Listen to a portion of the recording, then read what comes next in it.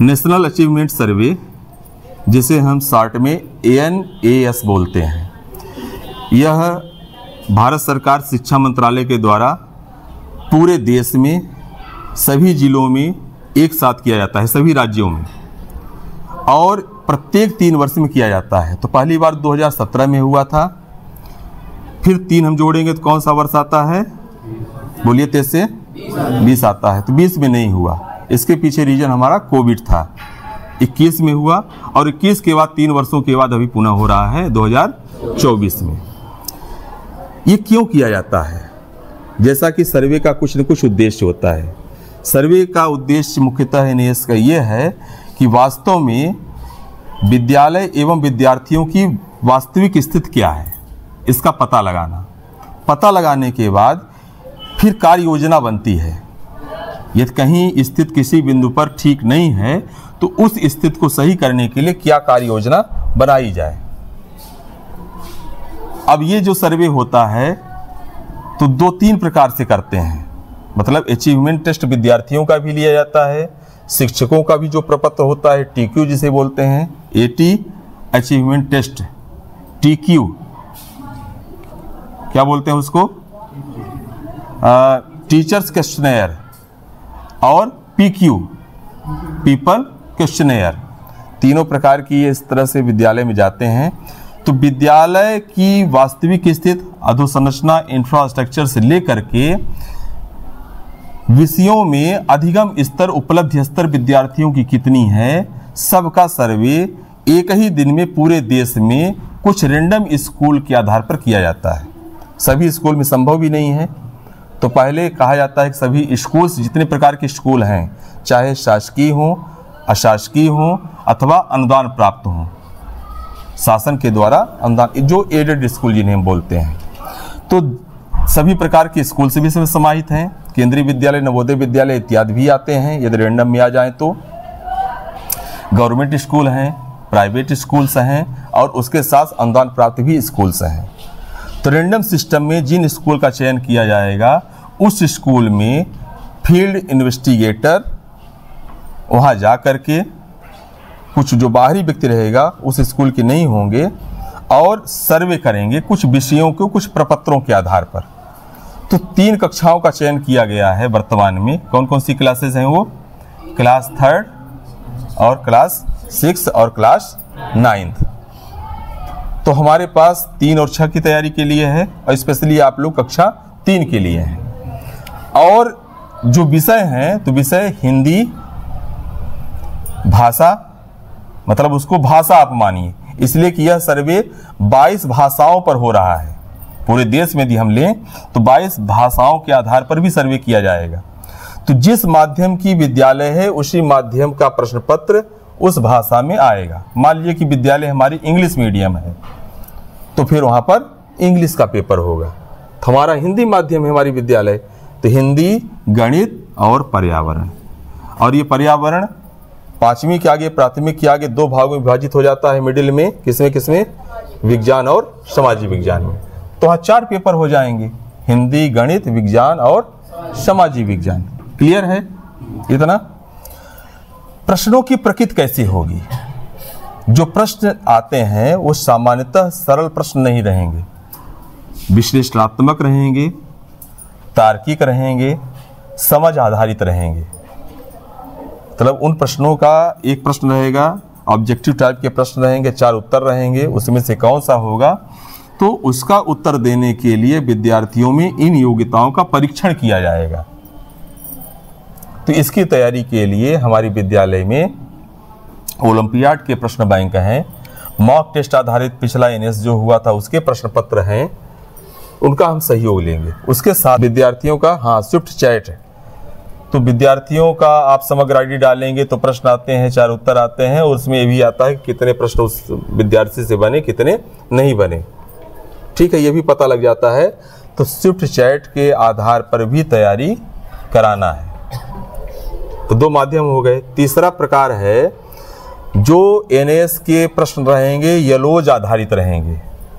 तो कक्षा 3 में इन सभी विषयों के यलोज क्या क्या हैं, लर्निंग आउटकम्स, उसकी आप सूची बना लीजिए।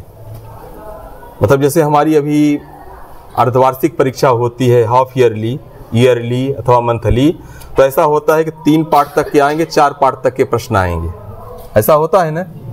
लेकिन ये जो परीक्षा है पाठ आधारित नहीं है, इसमें ये नहीं है कि हम 5 पार्ट तक पढ़ा दिए तो 5 पार्ट तक के ही प्रश्न आएंगे। यह एलोज आधारित प्रश्न रहेंगे, लर्निंग आउटकम्स। तो वह लर्निंग आउटकम्स हो सकता है कि आपके हिंदी की किताब में 10वें पाठ में हो, तो जब 10वें पाठ में आएगा तो उस लर्निंग आउटकम से विद्यार्थी को क्या सीखना है, इसका निष्कर्ष निकाल करके उन प्रश्नों की सूची बना करके आपको अभ्यास कार्य कराना है। समझ में आ रही है बात? ठीक है। तो सभी विषयों के एलोज आप बना लीजिए पहले, उसकी सूची। फिर ये एलोज किस किस पाठ में है, इसको बोलते हैं लेसन और एलो की मैपिंग करना। जैसे अभी हम इंग्लिश में देख रहे थे कि एलोज हैं, और ये एलोज जैसे 601, 6.2, 6.8 आप पाएंगे, कहीं लेसन 3 में भी लिखा हुआ है और कहीं आएंगे तो आगे लेसन 11 में भी है एलोज, वो तब क्रम से नहीं है वो। ठीक है। तो पहले हम क्या करेंगे, स्कूल में एक तरफ विषय लिख करके एलोज लिखेंगे, उसके आगे किस किस पाठ में, पाठ्य पुस्तक में एलोज ये है, पाठ्य पुस्तक में उसकी सूची मिल जाएगी। अब वहाँ से ये निर्धारित हो जाएगा कि हमको इस एलो को पढ़ाने के लिए किस टेक्स्ट बुक के किस लेसन पर अभ्यास कार्य कराना है। तो विद्यार्थियों को पर्याप्त रूप से यदि हम ऐसा अवसर प्रदान करते हैं अभ्यास करने के लिए, उनको होमवर्क दें, स्विफ्ट चैट जो है तो होमवर्क में दे दीजिए, घर में उसको अच्छे से करें अभ्यास। सुबह आप सामूहिक रूप से पूछिए उनसे कि कौन कौन से प्रश्न थे, उनके उत्तर क्या थे, आप भी देखें तो पता चलेगा, और उनका अभ्यास कराएं। तो इस तरह से नेस की तैयारी यदि हम कराएं तो एक अपेक्षित जो हमारा परिणाम अच्छा रहेगा, सकारात्मक रहेगा।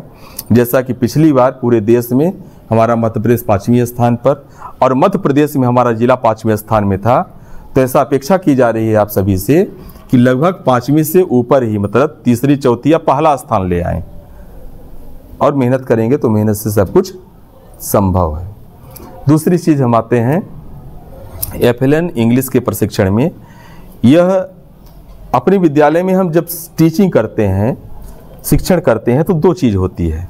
एक तो मेथोडोलॉजी में लर्निंग आउटकम्स को लाने के लिए विद्यार्थियों को उस अधिगम को प्राप्त कराने के लिए जो प्रयास करते हैं, जिस तरह से करते हैं, उसे हम मेथोडोलॉजी बोलते हैं, किस मेथड का यूज कर रहे हैं। फिर विद्यार्थियों के समझ में आए कि नहीं आए, उसके लिए हम असेसमेंट करते हैं। ठीक है। टीचर्स नॉलेज, हमको जानकारी होने चाहिए पूरे सिलेबस के बारे में, नंबर 1। नंबर 2, किन प्रविधियों का यूज करना है, तो उसके लिए आप समझ ही गए हैं कि स्केप फोल्डिंग, TPR और UDL। कोई समस्या है इसमें तीनों में? फिर आगे हम चलते हैं, इसके आगे जब बढ़ते हैं, क्या सिखाएं, तो उसके लिए एलोज, उस सब्जेक्ट के एलोज की सूची बनी हुई है। ये लर्निंग आउटकम्स की प्राप्ति हमें कराना है। कैसे कराना है, उसके लिए शिक्षक संदर्शिका में लेसन प्लान बना हुआ है। कहाँ से इसका मटेरियल मिलेगा? टेक्स्ट बुक में लेसन है। विद्यार्थी अभ्यास कहाँ करेंगे? वर्क बुक में। मेरा ये मानना है कि अभ्यास कार्य करने के लिए यदि टेक्स्ट बुक और वर्क बुक दोनों को रख दें आप, तो विद्यार्थियों को अलग से कॉपी बनवाने की आवश्यकता नहीं है। लेकिन ध्यान दीजिएगा, इतना ही ना रुकिए, कोई चीज़ बिल्कुल फिक्स नहीं है कि हमको उस पर रुक जाना है। हमारा विद्यार्थी बहुत अच्छा है, उसका लर्निंग लेवल अपर है, बहुत तेजी से सीख लेता है, और उसके लिए कम पड़ रहा है, तो अलग से कॉपी हम बनवा देंगे। मतलब ये नहीं है कि हमको कॉपी नहीं बनवाना है, लेकिन पहला काम हमको वर्कशीट पर करना है, वर्कबुक में करना है। यदि हमारे पास समय बच रहा है, मुझे लग रहा है कि और अच्छा अभ्यास हो सकता है, तो हम कॉपी बनवा लें। मुझे लगता है कि जो सुझावात्मक गतिविधियां दी गई हैं शिक्षक संदर्शिका में और दूसरी कराना है, तो आप दूसरी करा सकते हैं। निष्कर्षतः इसको आसान भाषा में समझिए कि यदि उसमें लिखा है कि इसी गतिविधि से इस पाठ को पढ़ाना है, और आपको ये लगता है कि दूसरी गतिविधि से हम पाठ को समझा सकते हैं, तो दूसरी गतिविधि का प्रयोग करने के लिए रोका नहीं जा रहा है कि आप नहीं कर सकते हैं। निष्कर्ष हमारा अच्छा होना चाहिए। मतलब आपकी पढ़ाने की शैली, आपकी प्रविधि इतनी अच्छी हो कि विद्यार्थियों को समझ में पाठ आ जाए, लर्निंग आउटकम्स मिल जाए, रिजल्ट प्राप्त हो जाए, आवधिक आकलन में स्वयं से कर पाते हैं अधिकांश विद्यार्थी आ जाएं। क्लियर है यहाँ तक? अब जब लैंग्वेज टीचिंग हम करेंगे तो 4 स्किल्स का हम ध्यान रखेंगे, LSRW, और यही सीक्वेंस है ये। तो सबसे ज्यादा काम किस पर करेंगे हम? किस स्किल पर? किस पर करेंगे? किंग पर। अभी तक किस में कर रहे थे स्कूल में काम हम? राइटिंग पर। तो राइटिंग को थोड़ा सा कम करके आप लिसनिंग और स्पीकिंग पर करेंगे। और लिसनिंग तभी होगी जब speaking by the teacher in the school atmosphere, इसलिए कि there are no resource to listen English to the students without the teacher. मतलब students can't listen English word without teacher. तो ये it is the most compulsory in school environment to speak English words minimum. यदि आप अंग्रेजी पूरे वाक्यों का प्रयोग नहीं करते हैं तो इंग्लिश वर्ड का धीरे धीरे से आप उपयोग करना शुरू कर दें।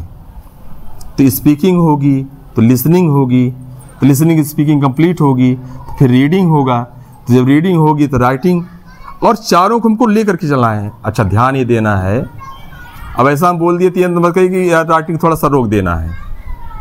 चारों स्किल्स को मिलाते मिलाते चलना है।